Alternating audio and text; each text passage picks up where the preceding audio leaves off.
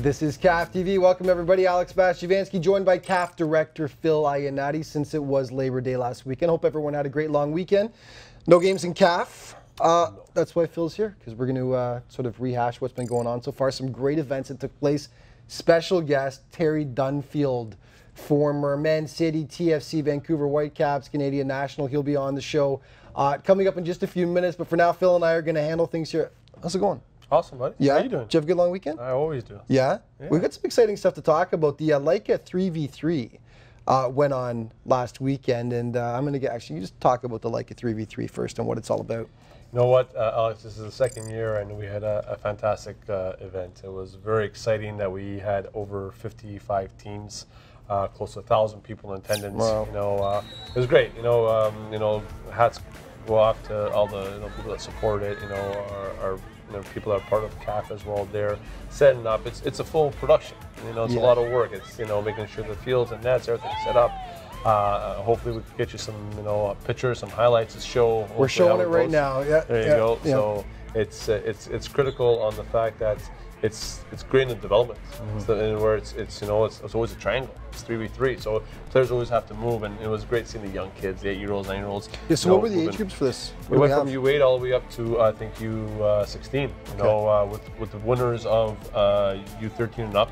You know, the winners went to Disney in January. So, you know, last year we had a team go down there and lose in the finals. So it's an exciting time for these children who are part of something, and to win it and go down to Disney is just a great experience as well. You're playing international teams, of course, and you're at ESPN, facility. So it's just gorgeous out there, where you see thousands of people playing the game and enjoying it. And again, it's watching other teams and watching other players, how they move and understand the game. It works really on your technical abilities. So really excited at 3v3 being part of our development of our programs. Yeah, beautiful day too for it, wasn't it? Couldn't have asked for a better day. Oh, it was great.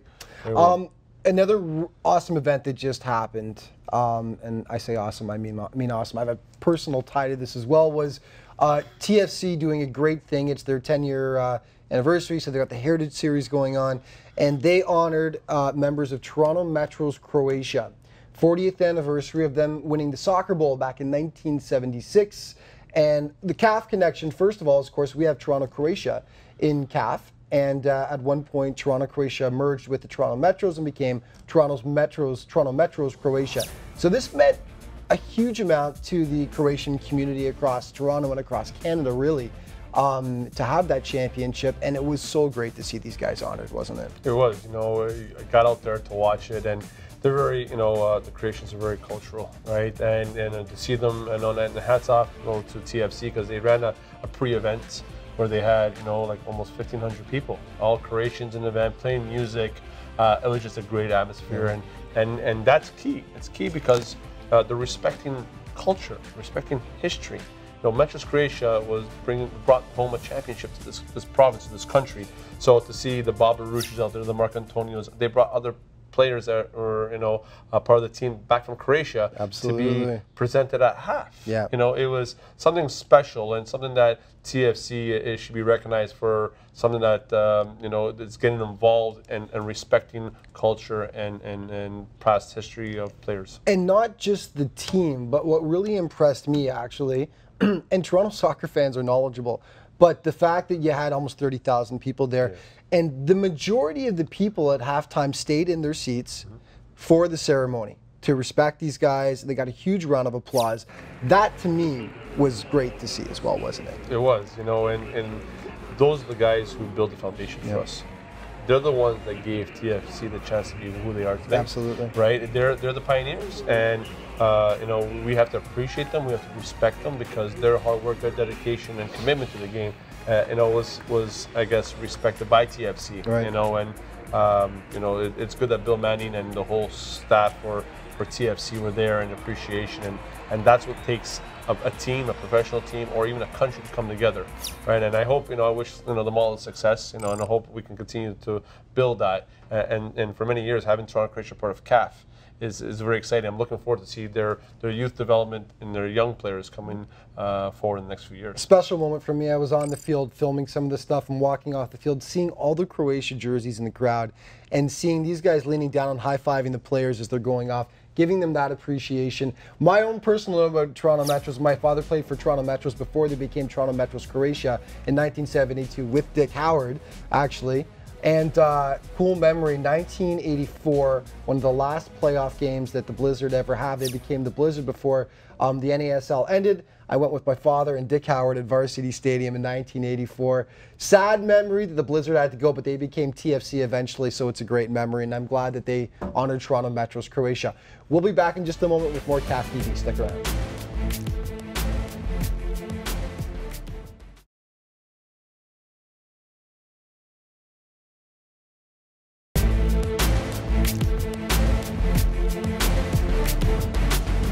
Welcome back to CAF TV. Alex Bastiavansky here in the studio, joined by Phil Ionati and a very special guest now.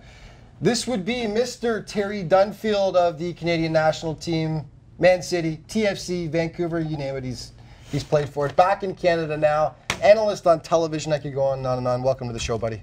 Thank you. Yeah. Quite the intro there. You like that? Doing the club, we could have been here almost too long.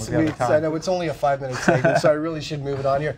But welcome to the show, and we've got you on now because you're associated with Toronto Atomic, the academy. So you're part of CAF in your own way, and we wanted to pick your brain and get some thoughts on it and stuff. So just tell us about that and your association with Toronto Atomic. Yeah, so at the beginning of the summer, Ihor, the president of the club, reached out to me and was wondering whether I'd be involved and sort of be interested in coming in and working within his academy and playing for the first team as well. And of course I wanted to keep playing, and when that opportunity arose, I thought it was great. I could come back and share some of my experiences, help the coaches, sort of coach some of the coaches. I've got my UEFA coaching badges, and since I've been back, I've been extremely impressed. The kids are getting better, and not only are we training hard in the week, it's brilliant that they've got a game on the weekend in the CAF League. Yeah. Phil, I know you have a ton of stuff you want to ask him, so you jump in here. No, you know what, Alex, having people like Terry involved it's key, right? We talked about earlier. Look at the people that are involved in our program, professionals, guys that have been a part of the game, and you got Dwayne Rosario, you got Terry now that's part of Atomic. You got Andrew Ornick. These guys are all professional, national players. So how is it not possible that these young players look up to these guys? We need them on an ongoing basis, and can we provide that pyramid of play? That's exciting. Having Terry on board, and we have to get him out more to see the I guess the super group which we've launched, and he's seen some stuff, but get him on the field because the kids will strive towards it. So hopefully next year, with the license, the better the coaches are, Terry, the better the program becomes, right? So Atomic is working towards that, and so how's the relationship been with Atomic so far? It's been great, and I think you nailed it. That's a big point, that your coaches are the most important, and the fact that the coaches are licensed and they know what they're doing, and it's also great to see the kids developing each week, getting better, and also the coaches.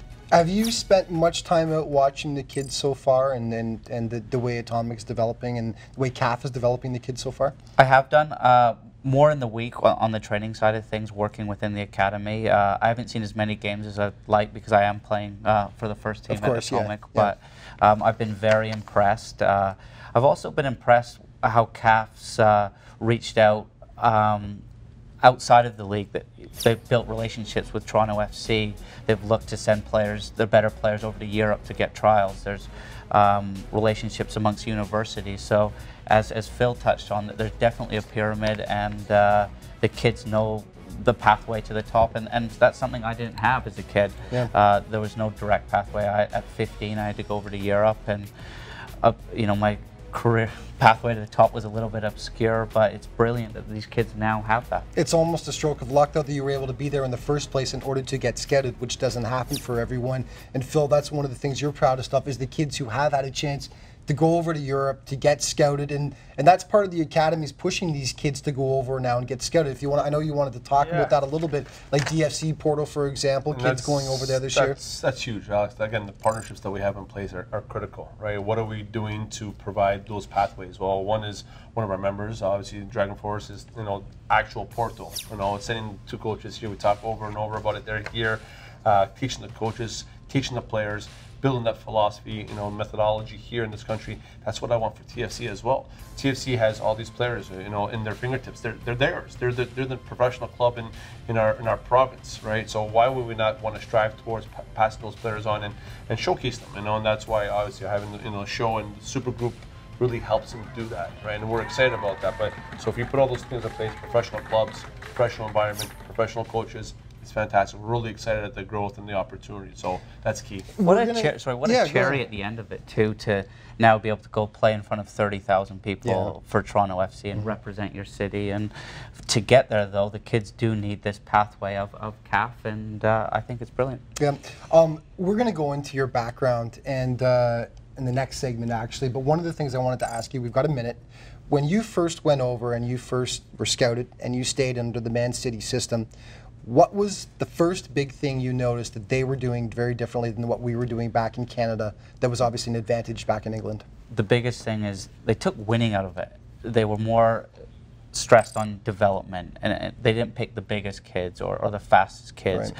That they weren't worried about those 3 points. It was about getting the kids to the next level, and whether it's to the under-16s or to the reserve team or into the first team, there was a longer-term look. Okay. And fortunately, they saw some potential in me, and they also looked at each kid separately. They developed the kids as individuals rather than the whole team, and I think that aspect of it probably. Right.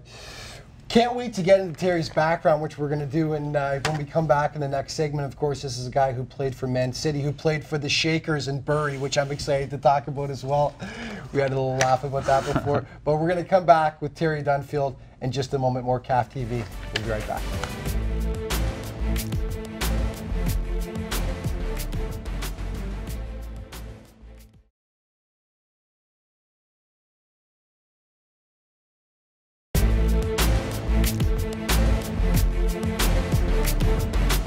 Welcome back to CAF TV. Alex Bachabansky joined by CAF Director Phil Iannati and special guest Terry Dunfield, and we almost missed the count here because we're laughing about how much more tan Phil is than the rest of us, and we were saying he was just watching the game in Honduras. It wasn't the rest of us, like it was Terry. It was Terry, yeah, but I mean, I look like a snowflake too compared to him. Look at him, for crying out loud. Anyway, Terry Dunfield in the studio.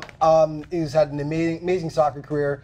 Canadian kid who done well, and started off in Vancouver, actually. We're just going to talk about the path that Terry took to get to where he was, and started off in Vancouver playing youth soccer in Kitsilano, is that right? That's right, yeah. Yep. Yeah, I was playing actually for Point Grey was my club, and then progressed to play for Vancouver, the provincial team. And then sort of like an all-star team in Vancouver, we fundraised for a trip to go over to England. Ended up going to the Kiel Classic in Stoke, which is South Manchester, played in it. We weren't brilliant. We thought we were going to win it. We finished 7th out of 19 or something. And after the tournament, one of the teams, Manchester City, that happened to be watching said, Dunfield, number 7 or whatever, would you like to stay for a couple of weeks? I thought, oh, great, 2 weeks off school.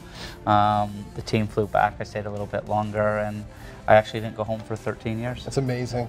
Yeah, and it's my parents must hate me, but no, it was. I think they were just a little bit proud, probably. Yeah, so, and then you ended up playing through the city youth system and caps with the team in the Premier League as well. Yeah. What's your I know this is a general question. Favorite memory?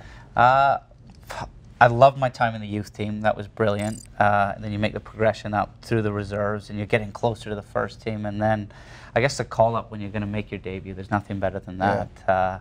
On Thursday, we actually played Man United in the Reserve Cup final at Old Trafford on Wednesday. That went well. We beat them 4-1. Leading up to the derby this weekend, that's probably good to bring up. Yeah. And then the manager Joe Royal calls and says, "Terry, be ready. You're going to be involved against Chelsea." Right. And I was, wow, this is going to happen. But because you'd been through a system, and you can equate it a little bit to CAF, you'd come through the academy, you'd played at all the levels, and you'd been trained for this. You were ready. And so we're playing Chelsea at Main Road on Saturday at 3 o'clock. And I remember arriving at the stadium, and you're in the tunnel, and Zola's going past you, and Hasselbank, and John Terry, and Desailly just won a World Cup. And I'm really this young boy from Vancouver, and I'm looking up at all these studs, and the game starts, and they were playing for Champions League, we were playing to stay in the league, and it was normal. Yeah. And that was the funniest thing. Yeah. I remember looking up at the big Kipex stand there, and 20,000 people, and you think, wow, that's incredible. But not just making my debut, and that was an incredible feeling. Phil, chime in. Anything you want to ask? Listen, those are what every little boy dreams of, right? Getting on the pitch and playing in a professional environment.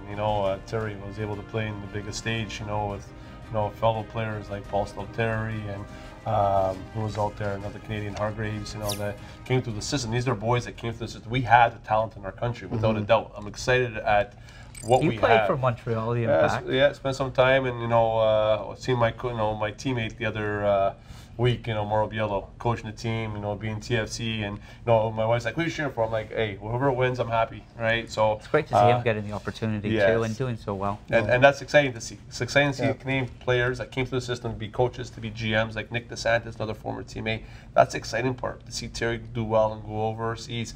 How do we help that? How do we build those pathways? Not just one or two. We should be having hundreds, because the talent is here. We have almost 1 million kids playing, 450,000 in Ontario. They're here. Just in Ontario, there's a lot. You know, and you're talking about right across the country, because we're so big, it's challenging. But how do we get a fragmented country and turn it into something that's positive? TFC, Montreal, Vancouver, they're there. They're there to support us. Now we have to support them. And that's what I guess CAF is. CAF is a place, it's a platform to help them.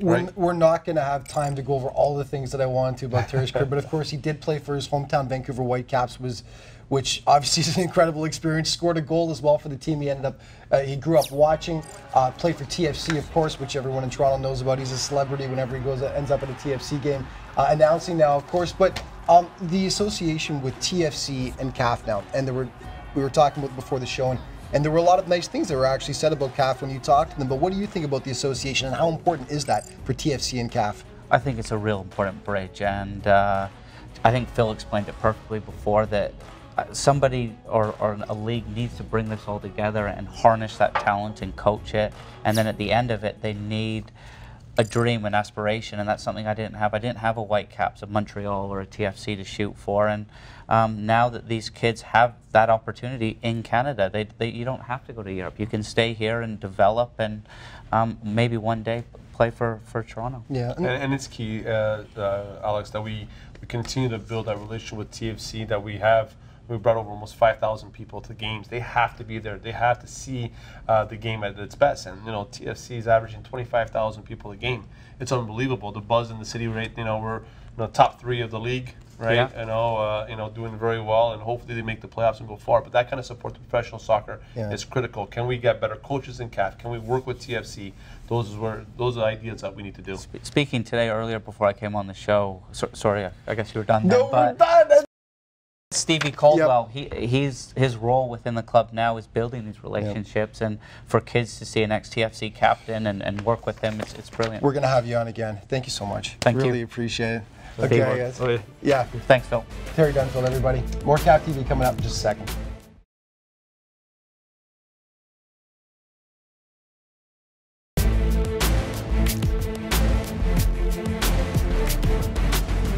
Welcome back to CAF TV. Alex Vasyvansky with CAF Director Phil Ionati, and that was a treat, wasn't it? Awesome. What a class guy, Terry Dunfield. Yeah, you know what, Terry, you know, he's a footballer, right? He came from this country and played overseas at a high level. You know, hopefully he can come back and continue to share his experiences. That's what we need. We need guys like himself, guys like Terry, who's now the national coach for under-17, to be role models, mentors for these guys. So we're very excited that Terry's part of it. You know, we're very fortunate in CAF to have some of the big names out there. You know, you're talking about Dwayne De Rosario. You're talking about Terry Dunfield now. You know, we're very fortunate, and we have to show these kids that, you know what, there's potential. These guys made it. What did they do to get there? Well, there was commitment, there was discipline, there was, you know, passion. Those are, you know, respect. Those are the 4 pillars for CAF. Now, if we can, you know, put that into all the players moving forward, you know, there's a chance. There's a chance we can find it doing the resort. There's so many opportunities. And not only do they have a team to aspire to play for now, with TFC being here for the last 10 years, but you've got these legendary Canadian players that are that close to them as well, that are actually getting involved with CAF, right? So it's there, they can touch it, they can feel it. You know, it's really, it's great for them to have something to aspire to, I think, in that regard. Let's talk about the season so far. We've got about a month left. A month left of outdoor play before we transition into the winter, which is going to be very exciting this year. We'll talk about that later on as well. But your take on the outdoor season so far? You know what? It's a success. You know, when you see growth and then you see more people playing the game in our program, for me, that's success itself. And having good coaches, like we've discussed now, new things that are coming moving forward. We just brought a new person named Ramesov as Director of Operations to help out because of, it is growing. Here's a guy who has You're a busy boy, there's no question about it. Yeah, so, it's nice to have support because behind any good organization, you have great people, right? It takes a team to be successful. So we're really excited of where we're going and how we're going to be doing it. Next year we already see growth, and we want to have the super group in every age category, 13 right to 16. This year we had 2 of them in open age, but now we want to open that up. So we're very excited at the direction we're going. So this year has been a success. Plus the fact that we want to start running referee clinics, coaching clinics, working with the district, working with the province. These are ultimate goals for our program because, OSA is our governing body. We have to work together to build that, strength. And, North York has been unbelievable. What a great association to be part of. And we believe in what we're doing and where we're going. So this year has been great, Alex, and I'm looking forward to a good winter and more importantly, a fantastic year for 2017. You wanted to touch on some of the success that teams have had in international tournaments as well, so tell us about that. Yeah, we had some teams go into the Iber Cup. Jinga went out there and did very well. We had Porto, Dragonforce go to Porto and play there. Teams have gone down into the U.S. for potential scholarship opportunities. Supernova, Tony Ronca. What can you say? This guy has put probably close to 100 people on scholarships down in the U.S. So we have all those pathways, whether it's scholarship or whether it's professional opportunities. We're very fortunate to have these people in our fingertips, Alex. And now, just seeing what we're doing with Toronto FC is exciting. One of the players that just played in, I think, saw the father. He was playing in Future in our super group, has now been talked to by Vancouver. So, fantastic. These are the things that we have to do and build those relations and those opportunities. So you're most likely going to be on again before the end of the season, just playing the percentages here. We have Phil on every few weeks, but we're moving into the indoor season. What's exciting? What's happening with the upcoming indoor season? Well, you know what, Alex, it's exciting because we've got a lot of people interested in our program, and the important thing is getting kids out to play, right? And for indoor, we're working with different complexes. Obviously, our members are able to go play in different programs as well at the Hangar and at Hershey. So because the way we are set up as an organization in North York that can go out, so we're really excited at getting the kids playing year round. Some of our members decided to take the winter off or just do training, but we actually have our own internal program where you can play with us, or even the option of playing out. So it's good for these kids, so they can maybe see what else is out there. But internally, when they play, it's quality. It's exciting to see that we're also looking to run our futsal program too. So excited what's coming up in the next little few months. Really quick, the open group was your baby this year. We've got about 30 seconds. It's been great competition this year. Even a team like Atomic, who started off really bad, is now, I believe, sitting in second place. It's been great to watch these guys. Just give me a quick take on the open group this year. Are you happy with the way it's been since it just launched? Yeah, the first time out, you just you don't know what to expect, and the talent of players that we have in there are very good. And obviously, like I said, you bring in some people like a Tony Ronca and Toronto Croatia with that kind of experience.